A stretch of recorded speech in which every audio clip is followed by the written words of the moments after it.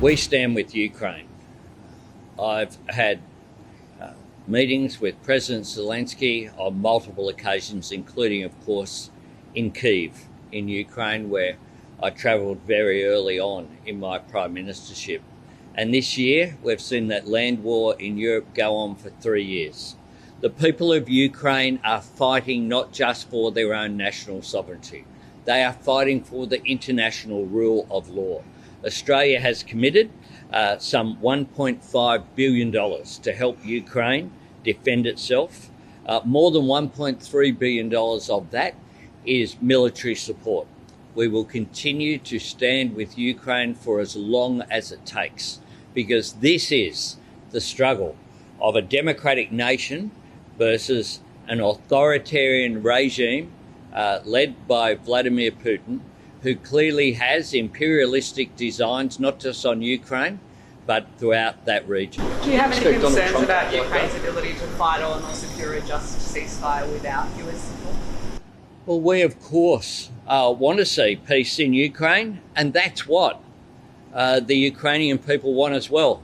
But I tell you how you get peace in Ukraine really quickly, which is to Russia stopping its illegal and immoral invasion, and Russia stopping the attacks on civilians, on civil infrastructure, engaging in this act of aggression that they have engaged in now for 3 years, and of course in the past, in the very recent past as well, the attack that they had on Crimea. The exchange between Donald Trump and President Zelensky was quite extraordinary. Did you expect Donald Trump to behave like that in that meeting?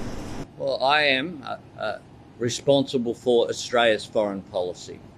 Australia's foreign policy is determined by Australia, and we stand unequivocally with Ukraine in their struggle, because we regard that as a struggle for the upholding of international law. But when you see a US president acting in that way with another world leader, surely that changes the game for any other world leaders who are looking to interact with him when you see this unprecedented sort of behaviour.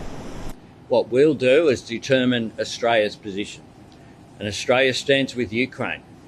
And there are many, of course, in the Ukrainian community here as well that I've engaged with for a long period of time now. They're going through, including people who have fled the conflict. The people of Ukraine have suffered greatly in defence of their nation and their national sovereignty. And Russia has acted like a bully, a big country seeking to invade and to take over territory from another sovereign nation, in this case Ukraine. And like the rest of overwhelmingly countries around the world, we have stood with Ukraine, and we will continue to do so.